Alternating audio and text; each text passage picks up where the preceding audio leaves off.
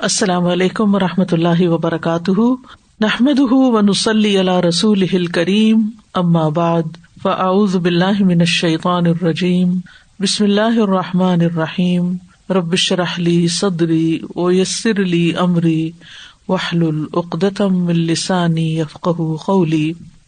فہل ينظرون الا الساعة ان تأتیہم بغتۃ فقد جاء أشراطها فأنى لهم إذا جاءتهم ذكراهم۔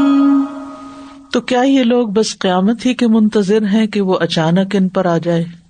اس کی علامتیں تو ظاہر ہو چکی ہیں، جب وہ خود ہی آ جائے گی تو ان کے لیے نصیحت حاصل کرنے کا موقع کہاں باقی رہے گا، لہذا ہمیں اب نصیحت حاصل کر لینی چاہیے۔ قیامت کا دن مجرموں کی نا امیدی کا دن ہوگا۔ دنیا میں جو بھی اعمال انہوں نے کیے ہوں گے وہ باطل ہو چکے ہوں گے، اور جو غلط کام انہوں نے کیے، جس باطل پہ وہ رہے، اس کا خمیازہ اب انہیں بھگتنا ہوگا۔ سورۃ الروم میں اللہ سبحانہ وتعالیٰ فرماتے ہیں، وَيَوْمَ تَقُومُ السَّاعَةُ يُبْلِسُ الْمُجْرِمُونَ وَلَمْ يَكُنْ لَهُمْ مِنْ شُرَكَائِهِمْ شُفَعَاءُ وَكَانُوا بِشُرَكَائِهِمْ كَافِرِينَ وَيَوْمَ تَقُومُ السَّاعَةُ يَوْمَئِذٍ يَتَفَرَّقُونَ۔ اور جس دن قیامت قائم ہوگی مجرم نا امید ہو جائیں گے، اور ان کے لیے ان کے شریکوں میں سے کوئی سفارش کرنے والے نہیں ہوں گے، یعنی کوئی بھی کام نہیں آئے گا، اور وہ اپنے شریکوں سے منکر ہو جائیں گے۔ اور جس دن قیامت قائم ہوگی اس دن وہ الگ الگ ہو جائیں گے۔ تو گویا دوسرے لفظوں میں قیامت کے دن مجرم بے یار و مددگار رہ جائیں گے، اس دن کے عذاب سے چھوٹ نہ پائیں گے، پریشان ہو کر رہ جائیں گے، ان کے بہانے، ان کی تعویلیں، ان کی حجتیں سب ختم ہو جائیں گی۔ اس دن ان کے کوئی معبود نہ ہوں گے کہ جو ان کی مدد کریں، جو ان کی سفارش کریں، جن پر وہ دنیا میں بھروسہ کر کے بیٹھے ہوئے تھے، بلکہ الٹا وہ ان سے لا تعلقی کا اظہار کریں گے، بیزاری کا اظہار کریں گے۔ اور جس دن قیامت قائم ہو جائے گی اہل ایمان اور اہل کفر آپس میں الگ الگ ہو جائیں گے۔ وامتازوا اليوم ایھا المجرمون، اے مجرموں آج تم چھٹ کر الگ ہو جاؤ۔ اور جرائم سے مراد کفر، شرک اور دیگر بڑے بڑے گناہ ہیں۔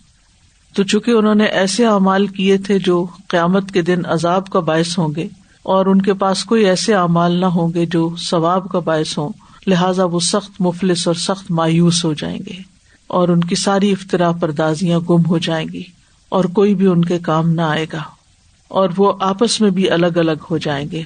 ایک تو اہل جنت اور اہل جہنم الگ الگ ہو جائیں گے، ہمیشہ کی جدائی ہو جائے گی، یعنی اگر باپ مسلمان ہے اور بیٹا نہیں تو قیامت والے دن وہ ہمیشہ ہمیشہ کے لیے الگ ہو جائیں گے۔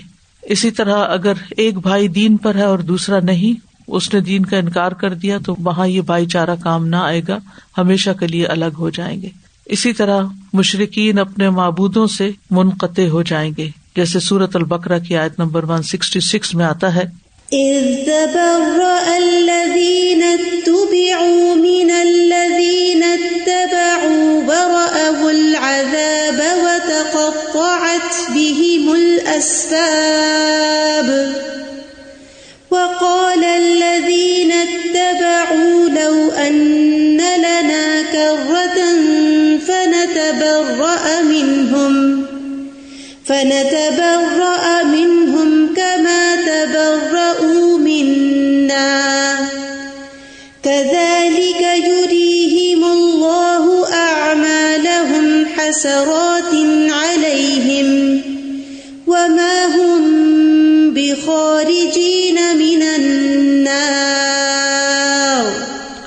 جب وہ لوگ جن کی پیروی کی گئی تھی، یعنی لیڈرز یا سو کالڈ الہ، ان لوگوں سے بالکل بے تعلق ہو جائیں گے جنہوں نے پیروی کی ہوگی، اور وہ عذاب کو دیکھ لیں گے اور ان کے آپس کے تعلقات بالکل منقطع ہو جائیں گے. اور جن لوگوں نے پیروی کی تھی کہیں گے کاش ہمارے لیے ایک بار دوبارہ جانا ہو یعنی دنیا میں تو ہم ان سے بالکل بے تعلق ہو جائیں جیسے آج یہ ہم سے بالکل بے تعلق ہو گئے.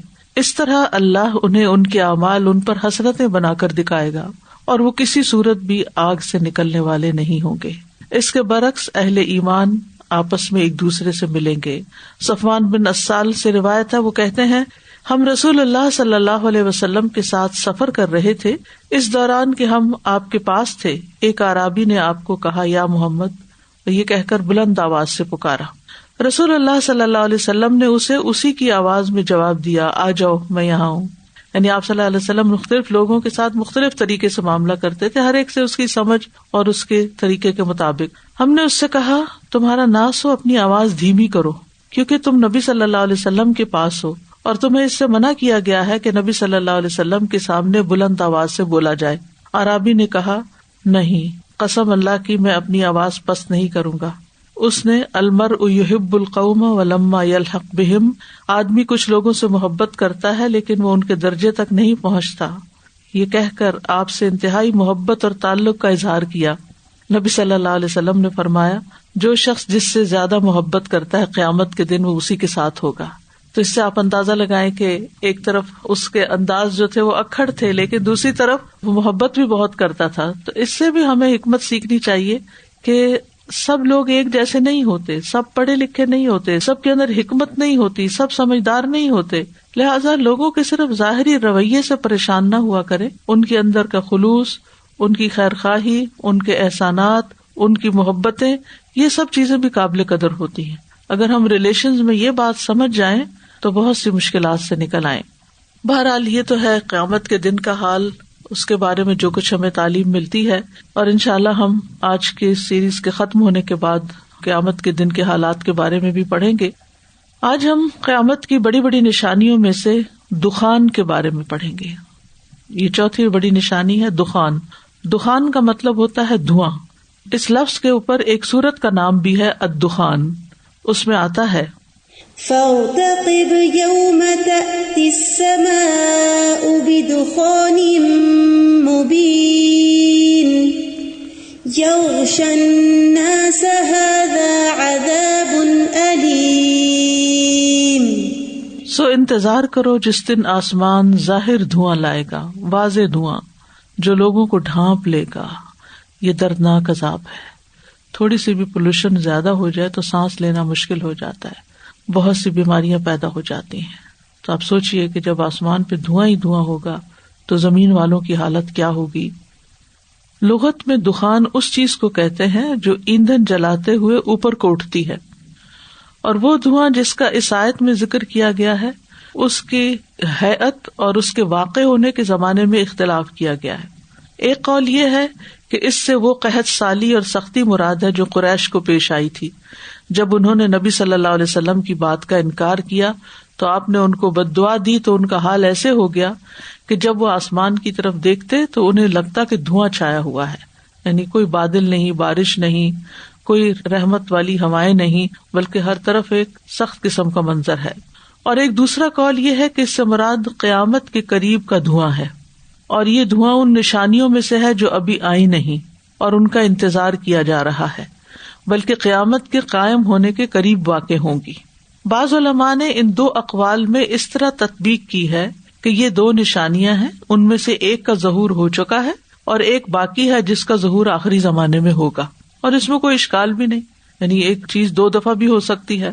قرطبی جو مفسر ہیں وہ کہتے ہیں کہ مجاہد نے کہا کہ ابن مسعود کہا کرتے تھے اس سے مراد دو دھوئیں ہیں، ایک تو گزر چکا ہے اور جو باقی رہ گیا ہے وہ زمین اور آسمان کے درمیان کی جگہ کو بھر دے گا، یعنی ہر طرف دھواں چھا جائے گا، اور مومن اس سے صرف اتنی ہی تکلیف محسوس کرے گا جتنی زکام میں ہوتی ہے، جبکہ یہ دھواں کافر کے کانوں تک میں سوراخ کر دے گا. اسی طرح حضرت حذیفہ بن اسید رضی اللہ عنہ سے بھی روایت ہے، وہ کہتے ہیں کہ رسول اللہ صلی اللہ علیہ وسلم نے فرمایا قیامت اس وقت تک ہرگز قائم نہ ہوگی جب تک اس سے پہلے 10 نشانیاں ظاہر نہ ہو جائیں، اور ان میں سے ایک دخان ہے، یعنی دھواں اٹھنا. اگر کسی بلڈنگ میں آگ لگ جائے یا کوئی کھیت جل رہا ہو یا کہ فیکٹری کا دھواں بھی آپ دیکھیں، حالانکہ وہ ایک مخصوص جگہ سے ہی اڑ رہا ہوتا ہے، ہر طرف نہیں بھی پھیلتا، لیکن اس کے باوجود اس کے اندر ایک وحشت ہوتی ہے، ایک گھبراہٹ ہوتی ہے. استاذہ میں یہ سوچ رہی تھی کہ وہ تھوڑا سا بھی ہوتا ہے، وہ لمیٹڈ ایریا ہوتا ہے، لیکن یہ تو زمین اور آسمان سب، زمین اور آسمان کے بیچ میں ہر چیز کو بھر دے گا، ہر چیز کو بھر دے گا. اور سبحان اللہ جو افیکٹ بتایا کہ مومن پہ صرف زکام جتنا ہوگا، جیسے نارملی بھی آپ جائیں دھوئیں میں تو یہی افیکٹ ہوتا ہے نا، آپ کی بریدنگ میں ہو گئی تھوڑی، آپ کو کھانسی آپ کا ہو گئی، ریسپریٹری سسٹم متاثر ہوتا ہے دھوؤں سے. تو سبحان اللہ اس زمانے میں بھی دیکھیں وہی سمٹمز بتائے. اور یہ نہیں بتایا گیا کہ کتنے دن یہ رہے گا اور کتنا عرصہ رہے گا. اللہ سبحانہ وتعالی ہمیں اس سے محفوظ رکھے. اگلی نشانیاں ہیں نمبر 5, 6 اور 7. 3 مقامات سے زمین کا دھنسنا. الخسوفات الثلاثہ. خسف کا مطلب ہوتا ہے زمین کا اندر کو سنک ہو جانا، یعنی جو لوگ اس زمین پر ہوں گے 3 جگہوں پر، وہ سب اپنے گھروں، مکانوں، ہر چیز سمیت زمین کے اندر سنک ہونا شروع ہو جائیں گے. زمین ان کو دھسا کے تباہ کر دے گی. تو قیامت کی بڑی علامات میں سے زمین میں 3 مرتبہ دھنسائے جانے کے واقعات کا برپا ہونا ہے. یہ اس طرح کے واقعات نہیں جو آج کل بھی ہوتے رہتے ہیں، کہیں نہ کہیں سے ایسی خبریں آ جاتی ہیں کہ کوئی چیز زمین میں دھس گئی، بلکہ اس کی مقدار بہت بڑی ہوگی. بہت بڑا علاقہ ایسا ہوگا کہ جو زمین میں دھس جائے گا، اور یہ مشرق میں بھی ہوگا، ایسٹ میں، اور مغرب میں، ویسٹ میں بھی ہوگا، اور جزیرۃ العرب میں بھی ہوگا، یعنی سینٹر میں، جیسا کہ نبی صلی اللہ علیہ وسلم نے اس کی خبر دی ہے. حذیفہ بن اسید غفاری رضی اللہ عنہ کہتے ہیں کہ ہم رسول اللہ صلی اللہ علیہ وسلم کے کمرے کے سائے میں بیٹھے باتیں کر رہے تھے کہ ہم نے قیامت کا ذکر کیا اور ہماری آوازیں بلند ہوئیں.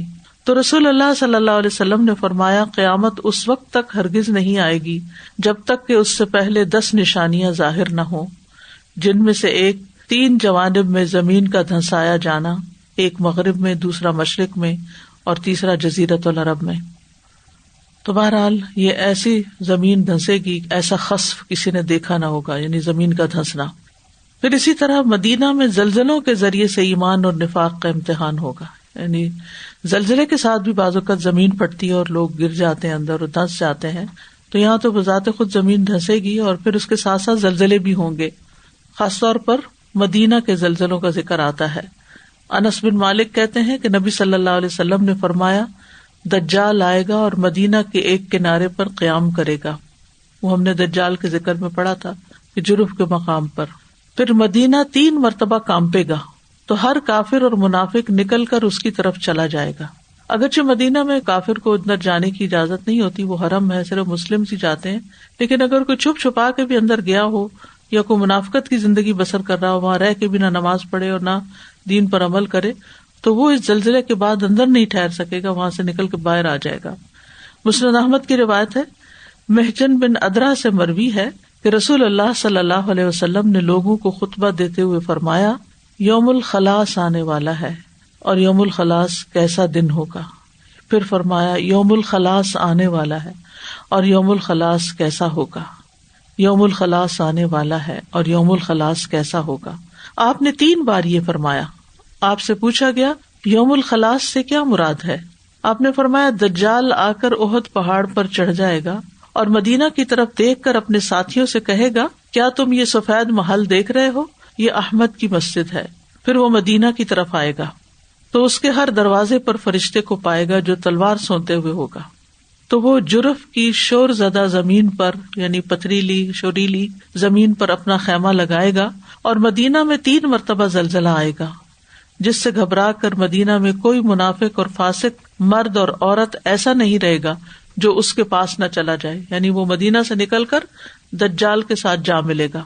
پس وہ دن یوم الخلاص ہوگا، یعنی چھٹکارے کا دن ہوگا، خلاصی کا دن ہوگا، اور مدینہ بالکل پاک ہو جائے گا منافقوں اور کافروں سے. یاد رکھیے، یہ جو زمین کا خسف ہے یہ قیامت کے بالکل قریب کے دنوں میں ہوگا. قعقاع بن ابو حضرت اسلمی کی بیوی بقیرہ بیان کرتی ہیں کہ میں نے رسول اللہ صلی اللہ علیہ وسلم کو ممبر پر فرماتے ہوئے سنا، اے لوگو، جب تم قریب ہی کسی لشکر کے دھنسنے کے بارے میں سنو تو اس کا مطلب یہ ہوگا کہ قیامت سایہ کر چکی ہے. یعنی جو جزیرۃ العرب میں دھنسنے کی بات آتی ہے اس کی وضاحت ایک اور حدیث سے بھی پتہ چلتی ہے کہ ایک لشکر بیدا کے مقام پر زمین میں دھنس جائے گا. استاذہ جی جب یہ زلزلہ آیا تھا تو کشمیر میں دیکھا لوگوں نے باقاعدہ آنکھوں سے کہ گاڑی چلتی ہوئی زمین میں چلی گئی اور گھروں میں، اور ایک اسکول کی بلڈنگ کے بارے میں آتا ہے کہ بچوں سمیت وہ، اور اس میں چیخوں کی آواز آتی تھی اور مائیں اس کے کنارے بیٹھ کے روز رویا کرتی تھی، لیکن بالکل سبھی ہیلپ لیس تھے، کوئی کسی کو نکال نہیں سکتا تھا اندر سے. اللہ تعالیٰ ہر ایک کو محفوظ رکھے. آمین ثم آمین. تو یہ میں کہی تھی کہ ہم دیکھتے ہیں اس طرح یہ چھوٹی چھوٹی چیزیں نظر آتی ہیں اور پورے کا پورا علاقہ چلا جائے گا. تو استاذہ جی جو 3 ہے یہ بیک وقت ہوں گے یا ون آفٹر انادر؟ یہ نہیں پتہ چلتا، لیکن تینوں کا ذکر آتا. ہو سکتا ہے اکٹھے ہی ہو جائے، ہو سکتا ہے ون آفٹر دی ادر ہو، لیکن قیامت کے بالکل قریب ہی ہوگا. نمبر 8 دابۃ الارض، قیامت کے قریب ایک جانور کا نکلنا. قرآن مجید میں اس کے بارے میں سورۃ النمل میں آتا ہے وَإِذَا وَقَعَ الْقَوْلُ عَلَيْهِمْ أَخْرَجْنَا لَهُمْ دَابَّةً مِّنَ الْأَرْضِ تُكَلِّمُهُمْ أَنَّ النَّاسَ كَانُوا بِآيَاتِنَا لَا يُوقِنُونَ. اور جب ان پر بات واقع ہو جائے گی تو ہم ان کے لیے زمین سے ایک جانور نکالیں گے، جیسے سمود کی اونٹنی نکلی تھی زمین سے، چٹان سے نکلی تھی. تو اللہ تعالیٰ کے لیے کچھ مشکل نہیں، ماضی میں بھی ہو چکا ہے، آئندہ بھی ہوگا. قیامت کی نشانیوں میں سے ہے کہ زمین پھٹے گی اور اس کے اندر سے جانور نکلے گا جو ان سے کلام کرے گا، یعنی اسی طرح باتیں کرے گا جیسے انسان باتیں کرتے ہیں کہ یقیناً فلاں فلاں لوگ ہماری آیات پر یقین نہیں رکھتے تھے، یعنی وہ لوگوں کے خلاف گواہی دے گا جن کے اندر ایمان نہیں ہوگا. رسول اللہ صلی اللہ علیہ وسلم نے قیامت کی علامات کبریٰ کے بارے میں جو خبر دی ہے ان میں ایک وہ دن ہوگا جب سورج مغرب سے طلوع ہوگا، اور خبردار ایک جانور ہوگا جو کہ لوگوں سے ہم کلام ہوگا، یعنی یہ قریب قریب ہوں گے. اور وہ جانور انتہائی واضح بات کرے گا اور تمہیں ان لوگوں کی خبر دے گا جو اللہ کی نشانیوں پر ایمان نہیں لاتے، اور کافر اور مومن کا فرق کر دے گا، اس طرح کہ مومن کی ناک پر کوئی علامت یا نشانی لگا دے گا، پس اس علامت سے اس کو پہچان لیا جائے گا کہ یہ مومن ہے. اور جب یہ جانور لوگوں کی طرف نکل آئے گا تو جو اس سے پہلے ایمان نہیں لایا ہوگا اس کے بعد ایمان لانا فائدہ نہ دے گا، جیسے سورج کے مغرب کی طرف سے طلوع ہونے کے بعد ایمان فائدہ نہ دے گا، اسی طرح اس جانور کے نکلنے کے بعد بھی ایمان لانا فائدہ نہ دے گا. صحیح مسلم میں آتا ہے عبداللہ ابن عمر رضی اللہ عنہما کہتے ہیں کہ میں نے رسول اللہ صلی اللہ علیہ وسلم کو فرماتے ہوئے سنا، نمودار ہونے والی سب سے پہلی نشانی مغرب سے سورج کا طلوع ہونا ہے اور دن چڑھے لوگوں کے سامنے زمین کے چوپائے کا نکلنا ہے. ان میں سے جو بھی نشانی دوسری سے پہلے ظاہر ہوگی دوسری اس کے بعد جلد نمودار ہو جائے گی، یعنی یہ 2 نشانیاں آپس میں ایک دوسرے کے ساتھ ساتھ ہوں گی، ایک پہلے ایک بعد میں.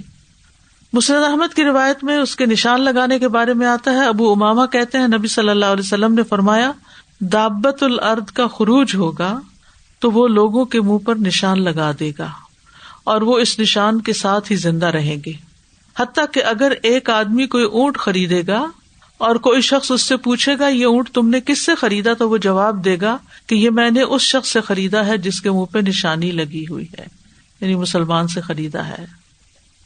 دابۃ الارض کے بارے میں کچھ ضعیف روایات بھی ہیں، ان میں سے ایک کا ذکر سامنے کر دیتی ہوں تاکہ اگر کہیں پڑھے تو آپ کو معلوم ہو کہ یہ روایت ضعیف ہے. ابو ہریرہ کہتے ہیں کہ رسول اللہ صلی اللہ علیہ وسلم نے فرمایا دابۃ الارض نکلے گا تو اس کے پاس سلیمان علیہ السلام کی مہر اور موسیٰ علیہ السلام کا عصا ہوگا، جو کہ درست بات نہیں ہے، جس سے مومن کے چہرے پر لکیر کھینچے گا جس سے اس کا چہرہ چمکنے لگے گا، اور کافر کی ناک پر سلیمان علیہ السلام کی مہر لگا دے گا، یہاں تک کہ لوگ ایک دسترخوان پر جمع ہوں گے تو ایک دوسرے کو کافر اور مومن کہہ کے پکاریں گے. لیکن روایت ضعیف ہے اس لیے ہم اس کے اوپر انحصار نہیں کر سکتے. تو یہ تو تھی وہ 8 نشانیاں جو آخری وقت کے بارے میں ہیں. کچھ نشانیاں اور بھی ہیں، لیکن علامات قیامت کبریٰ کے درمیان بھی کچھ نشانیاں واقع ہوں گی جو خاص طور پر مکہ اور مدینہ سے متعلق ہیں. یعنی یہ تو بڑی نشانیاں نا، لیکن ان کے بیچ میں کچھ اور نشانیاں بھی آ جائیں گی جو کہ چھوٹی ہیں. ان میں سے ایک یہ ہے کہ بیت اللہ کے پاسبان بیت اللہ کی حرمت پامال کریں گے. مسند احمد کی روایت ہے، رسول اللہ صلی اللہ علیہ وسلم نے فرمایا، بیت اللہ کی حرمت اسی کے پاسبان پامال کریں گے، یعنی جو اس کی لک آفٹر کر رہے ہیں وہی. اور جب لوگ بیت اللہ کی حرمت کو پامال کر دیں پھر عرب کی ہلاکت کے متعلق سوال نہ کرو، بلکہ حبشی آئیں گے اور اسے اس طرح ویران کر دیں گے کہ وہ دوبارہ کبھی آباد نہ ہو سکے گا، اور یہی لوگ اس کا خزانہ نکالنے والے ہوں گے، یعنی بیت اللہ کے نیچے جو خزانہ ہے. ایک اور روایت سے پتہ چلتا ہے کہ کعبہ کا گرا دیا جانا قیامت کے قریب آنے کی علامات میں شمار کیا جاتا ہے، اور یہ حبشہ کے ایک آدمی کی طرف سے ہوگا جس کو ذی السویقتین یعنی 2 چھوٹی پنڈلیوں والا کہہ کر پکارا جائے گا، کیونکہ اس کی پنڈلیاں چھوٹی اور باریک ہوں گی. آپ نے اس کی صفت بیان کی کہ وہ کالے رنگ کا ہوگا اور اس کی پنڈلیوں کے باہم فاصلہ دور ہوگا، یعنی کھلی کھلی ٹانگیں ہوں گی، اور وہ پتھر پتھر کر کے کعبہ کو گرائے گا. اور اس بات کی طرف اشارہ کیا جاتا ہے کہ کعبے کا یہ ڈھایا جانا اللہ کے فرمان حرمن آمنن کے مخالف نہیں، کیونکہ یہ قیامت کے قائم ہونے کے کچھ دیر پہلے تک امن والا ہی رہے گا، لیکن جب قیامت عملاً قائم ہو جائے گی تو پھر یہ امن والا نہیں رہے گا، یعنی جب بالکل قریبی وقت آ جائے گا تو پھر کوئی امن باقی نہیں رہے گا. صحیح مسلم کی روایت میں آتا ہے کہ کعبہ کو حبشہ کا چھوٹی چھوٹی پنڈلیوں والا شخص گرا دے گا. آپ نے یہ بھی فرمایا، صحیح بخاری کی روایت ہے، گویا میری نظروں کے سامنے وہ پتلی ٹانگوں والا سیاہ آدمی ہے جو کعبہ کے ایک ایک پتھر کو اکھاڑ پھینکے گا. پھر اسی طرح مسند احمد کی روایت سے کعبہ کے خزانے کا نکالے جانے کے بارے میں بھی پتہ چلتا ہے.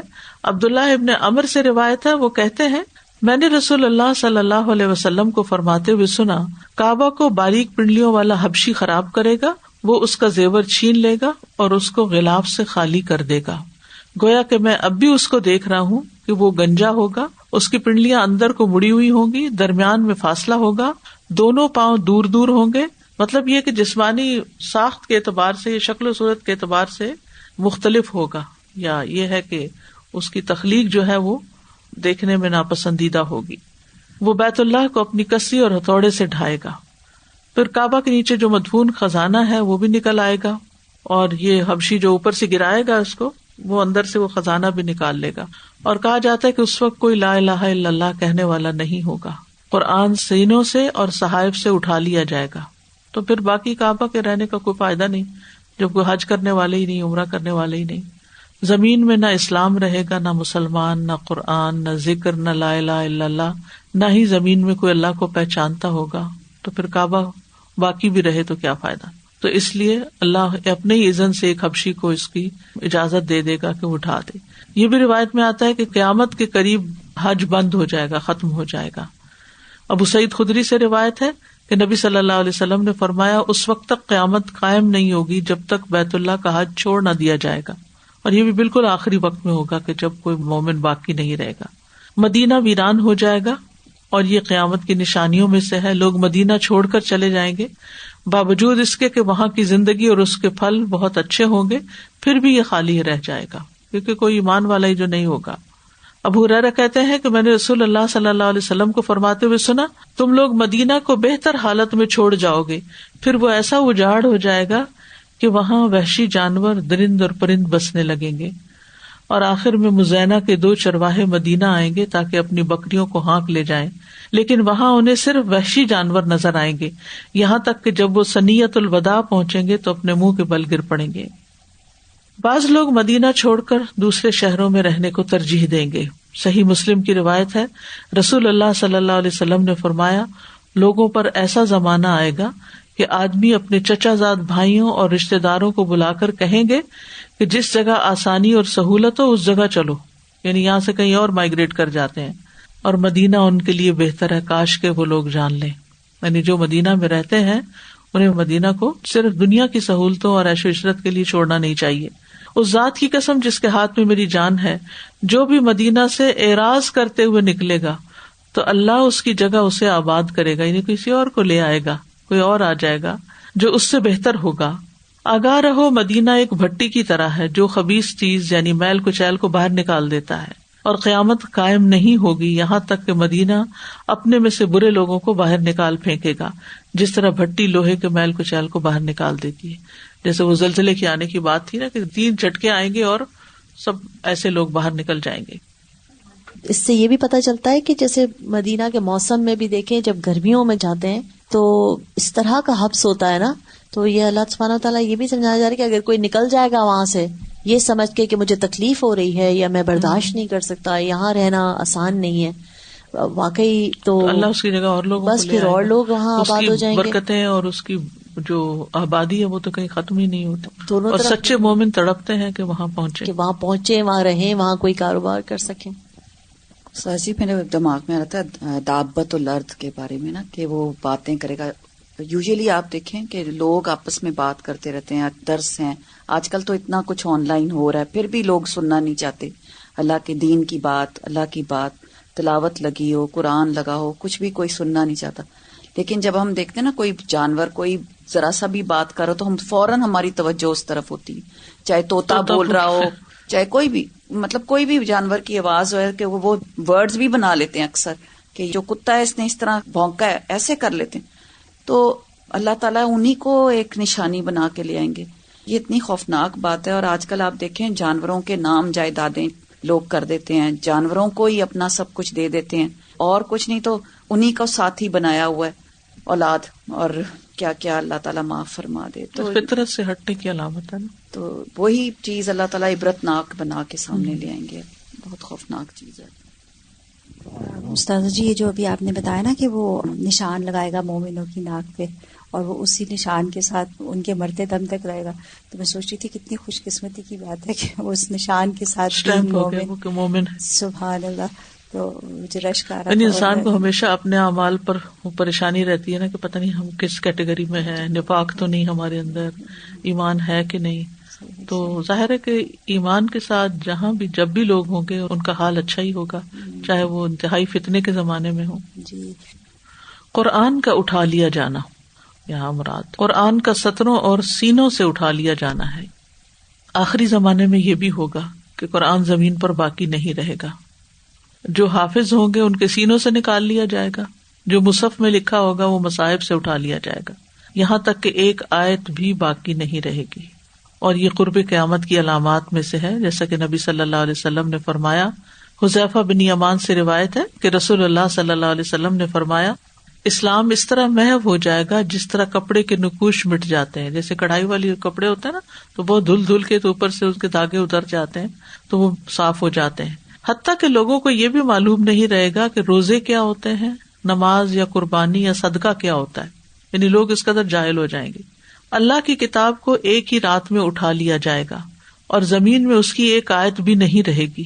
لوگوں میں کچھ بوڑھے مرد اور عورتیں رہ جائیں گی جو کہیں گے ہم نے اپنے بزرگوں کو لا الہ الا اللہ کہتے دیکھا تھا، ہم بھی کہتے ہیں.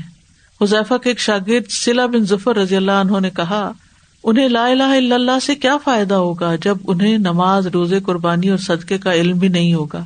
تو حذیفہ رضی اللہ عنہ نے ان سے منہ پھیر لیا. انہوں نے 3 بار یہ سوال کیا، ہر دفعہ حذیفہ نے منہ پھیر لیا. تیسری بار ان کی طرف متوجہ ہو کر فرمایا 3 بار اے صلہ، یہی انہیں جہنم سے بچا لے گا، کیونکہ انہیں اور تو کسی بات کا پتہ ہی نہیں، صرف لا الہ الا اللہ کا پتہ ہے تو ان کے لیے وہی کافی ہو جائے گا. عرابیوں میں بھی آپ دیکھیں کہ وہ کوئی آتا ہے اور کہتا ہے کہ مجھے ایسی چیز بتا دیجئے بس میں وہ کر لوں تو جنت میں چلا جاؤں، اور پھر نبی صلی اللہ علیہ وسلم اس کو مختصر سی چند چیزیں بتا دیتے ہیں. تو حالات کے مطابق یعنی ہر ایک ہر چیز کا مکلف نہیں ہے، اور ہر دور میں ہر چیز ہر ایک سے ہو نہیں سکتی. تو اس دور میں جب کچھ باقی نہیں رہے گا، صرف لا الہ الا اللہ سنا ہوا ہوگا تو یہ ان کو سفائس کر جائے گا. اور قرآن کا اٹھ جانا جو ہے یہ بہت سنگین امور میں سے ہے جو ضرور واقع ہوگا. شدید ترین فتنہ ہوگا کہ ایک حرف بھی باقی نہ رہے مصحف کا، اور یہ اللہ ہی کا فیصلہ ہوگا.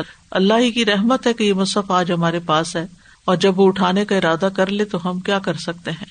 قرآن مجید میں اللہ تعالیٰ فرماتے ہیں وَلَئِن شِئْنَا لَنَذْهَبَنَّ بِالَّذِي أَوْحَيْنَا إِلَيْكَ ثُمَّ لَا تَجِدُ لَكَ بِهِ عَلَيْنَا وَكِيلًا.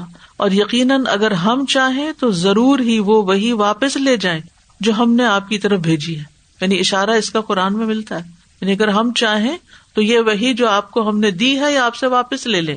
پھر تو اپنے لیے اس کے متعلق ہمارے مقابلے میں کوئی حمایتی نہ پائے گا. یعنی ساری دنیا بھی مل کے اس وحی کو پکڑ کے رکھنا چاہے یا لانا چاہے واپس تو کوئی نہیں لا سکتا. یہ اللہ کی خاص رحمت ہے جس نے یہ قرآن بھیجا ہے، اور جب اللہ چاہے گا اس کو اٹھا بھی لے گا. اللہ سبحانہ وتعالیٰ ہماری زندگی میں وہ وقت نہ آئے.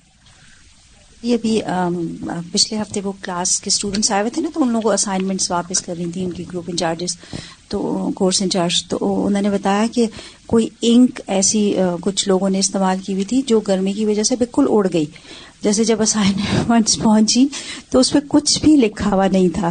تو میں ابھی آپ نے فرمایا تو مجھے بالکل ذہن میں وہی آ رہا تھا کہ اللہ کے حکم سے ہے نا، دیکھیں وہ بھی اتنی محنت کر کے انہوں نے اسائنمنٹ بنائی، جب تک وہ پہنچی تو گرمی سے یا اللہ عالم جو بھی ہوا تو وہ بالکل بلینک تھی. تو اسی طرح اللہ سبحانہ تعالیٰ کی قدرت، جیسے تصور میں آتا ہے نا کہ آپ صبح کھولے مصحف پڑھنے کے لیے اور وہاں کچھ بھی نہ ہو. اللہ رحم کرے. تو ساری نعمتوں ہی کی قدر کرنی چاہیے ہمیں، ایمان کی نعمت کی، قرآن کی نعمت کی، کہ نا کلمے کا. تو آج کل جو جاپان سے بال بن کے آ رہے ہیں نا کھیلنے کے لیے، اس کے اوپر سارے ملکوں کے فلیگز لکھے ہوئے. تو سعودیہ کا فلیگ میں بھی لا الہ پورا لکھا ہوا ہے، اور فیس بک پہ انہوں نے ڈالا کہ وہ اس سے بال سے کھیلا جا رہا ہے. نو بڈی از مائنڈنگ. تو حرمت جو ہے ابھی ہمیں لائق کلمے کی پتہ چل رہی ہے کہ کوئی بادر ہی نہیں کر رہا ہے اس کو ختم اللہ کرنے تعالیٰ کے لیے. رحم کرے.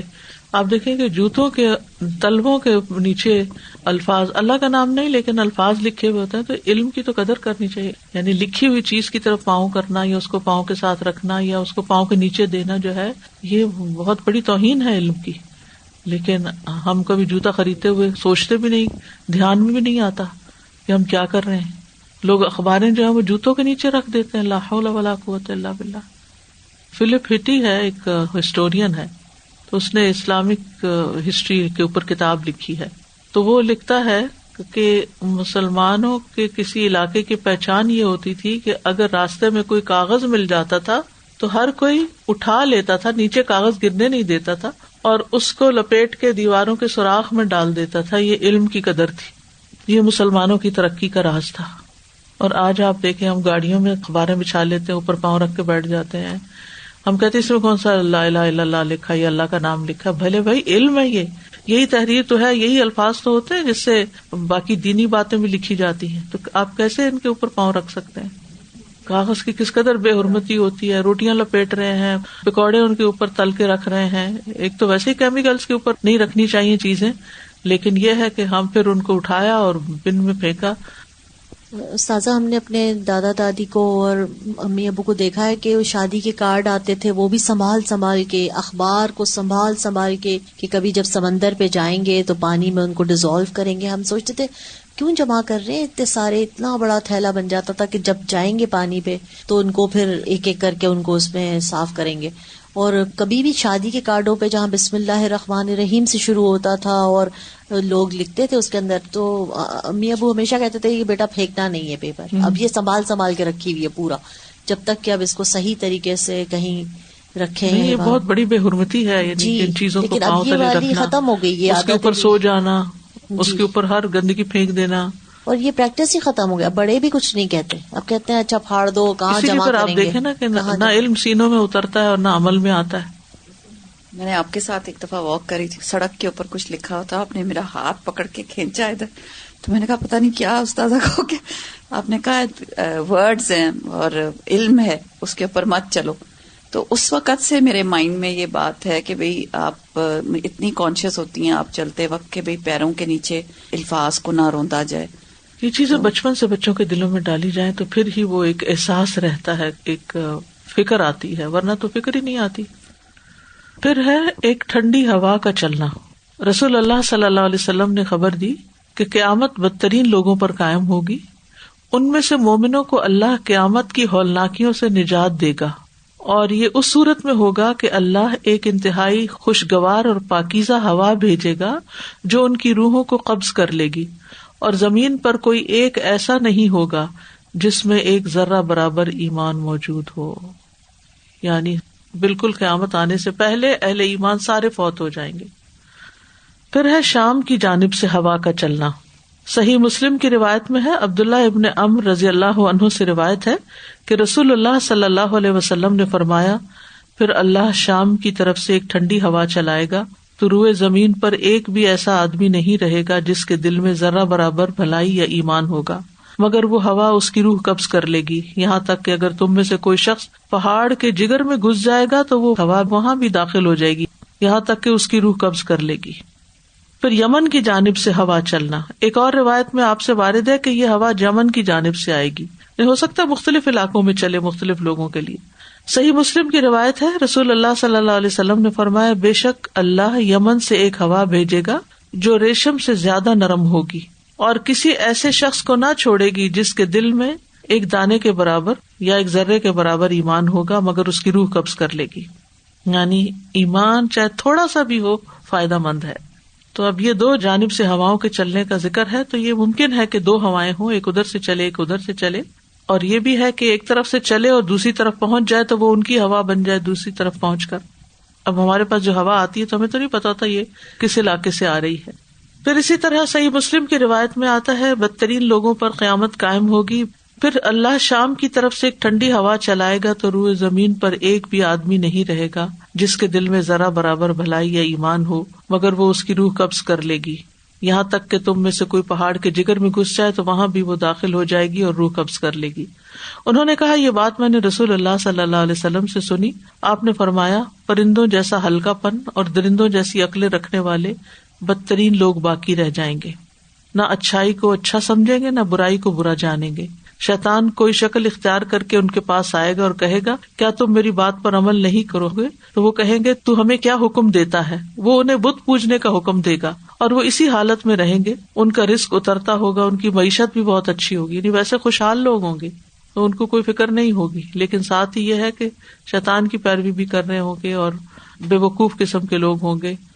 پھر سور پھونکا جائے گا, جو بھی اسے سنے گا وہ گردن کی ایک جانب کو جھک جائے گا اور دوسری جانب کو اونچا کرے گا, یعنی گردنیں ٹیڑھی ہو جائیں گی. جیسے نیند آتی ہے نا تو کیسے ہوتا ہے, ایک طرف جھک جاتا ہے انسان.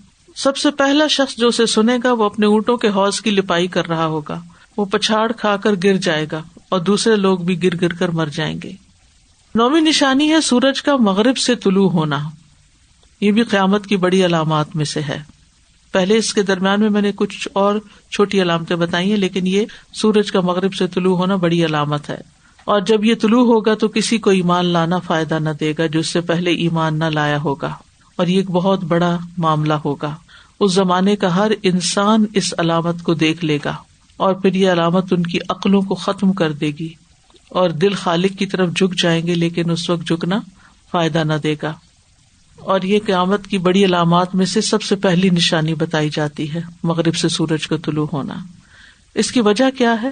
صحیح بخاری کی روایت ہے, رسول اللہ صلی اللہ علیہ وسلم نے فرمایا, سورج جاتا ہے اور عرش کے نیچے پہنچ کر پہلے سجدہ کرتا ہے, یعنی جب اپنا ایک راؤنڈ مکمل کر لیتا ہے, پھر دوبارہ آنے کی اجازت چاہتا ہے. اب یہ راؤنڈ کہاں مکمل ہوتا ہے یہ ہمیں نہیں معلوم. بہرحال یہ بتایا گیا ہمیں کہ جب سورج آتا ہے یعنی ایک خاص پوائنٹ پر, تو پھر دوبارہ وہاں سے آگے بڑھنے کی اجازت چاہتا ہے اور اسے اجازت دی جاتی ہے. اور وہ دن بھی قریب ہے کہ جب یہ سجدہ کرے گا تو اس کا سجدہ قبول نہ ہوگا. وہ اجازت مانگے گا لیکن اس کو اجازت نہ دی جائے گی, بلکہ اس سے کہا جائے گا جہاں سے آیا وہیں چلا جا. چنانچہ اس دن وہ مغرب ہی سے نکلے گا. بس یہی اللہ کا فرمان ہے, والشمس تجری لمستقر لها ذلک تقدیر العزیز العلیم. اور سورج اپنے ایک ٹھکانے کے لیے چل رہا ہے. مستقر لها یعنی سورج کا ایک پوائنٹ ہے, ایک ٹھکانہ ہے جہاں تک وہ چلتا ہے, پھر اجازت سے آگے بڑھتا ہے, پھر دوبارہ راؤنڈ مکمل کرتا ہے, پھر اسی طرح روز ہوتا ہے. یہ سب پر غالب اس سب کچھ جاننے والے کا اندازہ ہے. اور یہ تو جیسے آپ جانتے ہیں کہ جب سورج مغرب سے طلوع ہوگا تو پھر ایمان لانا فائدہ نہ دے گا, یا ایمان کے دوران میں کوئی نیکی نہ کی تھی تو وہ نیکی بھی فائدہ نہیں دے گی, یعنی اس کے بعد لوگوں کے اندر اگر اخلاق یا اعمال میں تبدیلی واقع ہوتی تو وہ فائدہ نہیں دے گی. سنن ابی داؤد کی روایت ہے, ابو ہریرہ کہتے ہیں کہ رسول اللہ صلی اللہ علیہ وسلم نے فرمایا, قیامت اس وقت تک قائم نہ ہوگی جب تک سورج مغرب کی جانب سے طلوع نہ ہو لے. چنانچہ جب یہ طلوع ہوگا اور لوگ اسے دیکھیں گے تو زمین پر بسنے والے سب ایمان لے آئیں گے. یہ وہی وقت ہوگا جس کا سورۃ الانعام کی آیت نمبر 158 میں ذکر ہے, لا ينفع نفسا ایمانها لم تکن آمنت من قبل او کسبت فی ایمانها خیرا قل انتظروا انا منتظرون. کسی شخص کو اس کا ایمان لانا فائدہ نہ دے گا جو اس سے پہلے ایمان نہ لایا یا اپنے ایمان میں اس نے کوئی نیکی نہیں کمائی تھی. کہہ دیجیے انتظار کرو, ہم بھی انتظار کر رہے ہیں. پھر توبہ کا دروازہ بند ہو جائے گا. صحیح الجامع الصغیر کی روایت ہے, صفوان بن اسال سے مروی ہے کہ بے شک توبہ کا ایک دروازہ ہے, اس کے دونوں کواڑوں کے درمیان کی چوڑائی اتنی ہے جتنا مشرق اور مغرب کے درمیان فاصلہ ہے. یہ دروازہ بند نہیں کیا جائے گا یہاں تک کہ سورج اپنے مغرب کی جانب سے طلوع ہو جائے. یعنی توبہ کا اتنا بڑا دروازہ اس دن بند ہو جائے گا. تو سورج کے مغرب سے طلوع ہونے سے پہلے پہلے توبہ کا موقع ہے, انسان کو اس سے فائدہ اٹھانا چاہیے. ابو موسیٰ اشعری کہتے ہیں نبی صلی اللہ علیہ وسلم نے فرمایا, بے شک اللہ عز و جل رات کو اپنا دست رحمت بندوں کے اوپر پھیلاتا ہے تاکہ دن کو گناہ کرنے والا توبہ کر لے, اور دن کو اپنا دست رحمت پھیلا دیتا ہے تاکہ رات کو گناہ کرنے والا توبہ کر لے, اور یہ اس وقت تک ہوتا رہے گا یہاں تک کہ سورج مغرب سے طلوع ہو جائے, اور جب یہ طلوع ہو جائے گا تو پھر توبہ منقطع ہو جائے گی. رسول اللہ صلی اللہ علیہ وسلم نے فرمایا ہجرت ختم نہیں ہو سکتی حتیٰ کہ توبہ منقطع ہو جائے, اور توبہ اس وقت تک منقطع نہیں ہوگی جب تک سورج مغرب سے طلوع نہ ہو جائے. یعنی اگر کوئی شخص ایک علاقے سے دوسرے علاقے میں دین کی خاطر مائگریٹ کرتا ہے تو وہ ہجرت کنسیڈر ہوگی اس کی, یعنی ہجرت کا ثواب باقی ہے. ہجرت ایک نیک عمل ہے, اللہ کی خاطر علاقہ چھوڑنا یا کوئی ماحول چھوڑ دینا یا کچھ بھی چھوڑ دینا بڑے معنوں میں. تو جو اللہ کی خاطر کسی چیز کو چھوڑے گا اس کا اجر اس کو ملے گا حتیٰ کہ یہ وقت آ جائے. یہ نمبر 10 اور آخری علامت ہے ایک آگ کا لوگوں کو حشر کے میدان میں اکٹھا کرنا, آگ کا نمودار ہونا. علماء اس پر متفق ہیں کہ قیامت کی بڑی علامات میں سے سب سے آخری نشانی آگ کا خروج ہے, اور نبی صلی اللہ علیہ وسلم کی حدیث سے یہ سمجھ آتا ہے کہ یہ آگ شام کے ایک ملک یمن سے ظاہر ہوگی اور لوگوں کو ان کے محشر کی جگہ کی طرف ہانک لے جائے گی.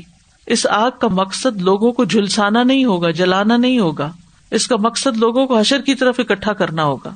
اور یہ رات اور دن ان کے ساتھ لازم ہوگی, یعنی ساتھ ہی رہے گی, ساتھ رات گزارے گی, ساتھ کوچ کرے گی, اس طرح ساتھ رہے گی یہاں تک کہ ان کو شام تک پہنچا دے گی, یعنی ملک شام تک. اور یہ رسول اللہ صلی اللہ علیہ وسلم کے فرمان میں وارد ہوا ہے. حضرت انس روایت کرتے ہیں کہ عبداللہ بن سلام کو نبی صلی اللہ علیہ وسلم کے مدینہ آنے کی جب خبر ملی تو وہ آپ کی خدمت میں حاضر ہوئے اور عرض کیا میں آپ سے 3 سوال کرنا چاہتا ہوں, انہیں نبی کے علاوہ کوئی نہیں جانتا. قیامت کی سب سے پہلی نشانی کیا ہے, یعنی قیامت کے دن کے آنے کی. تو آپ نے فرمایا آگ ہے جو لوگوں کو مشرق سے مغرب کی طرف لے جائے گی. مقام حضر موت کے سمندر سے آگ کا نکلنا.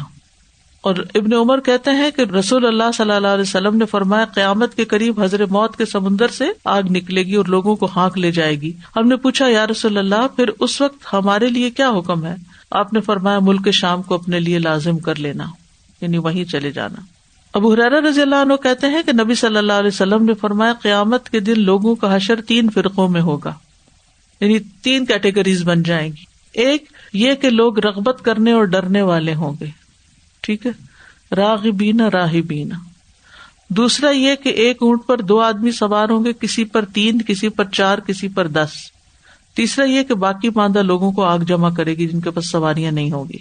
جب قیلولہ کریں گے آگ بھی ان کے ساتھ ٹھہرے گی, جب رات گزاریں گے آگ بھی ان کے ساتھ رات گزارے گی, جب وہ صبح کریں گے تو آگ بھی صبح کے وقت موجود ہوگی, نیز جب وہ شام کریں گے تو آگ بھی ان کے ساتھ شام کے وقت موجود ہوگی, اور پھر سب کو وہاں سے نکال کے حشر کے میدان میں اکٹھا کر دے گی.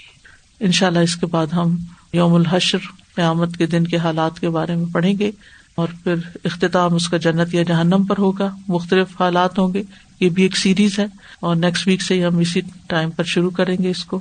اللہ کے اذن سے اللہ تعالیٰ اس کو بھی مکمل کروا دے. بہرحال قیامت کی نشانیاں جو ہیں وہ آج یہاں مکمل ہو گئی ہیں. اللہ تعالیٰ سے دعا ہے کہ اللہ تعالیٰ ہم سب سے اس کو قبول فرمائے. وآخر دعوانا ان الحمد للہ رب العالمین. سبحانک اللہم و بحمدک اشہد ان لا الہ الا انت استغفرک و اتوب الیک. السلام علیکم و رحمۃ اللہ وبرکاتہ.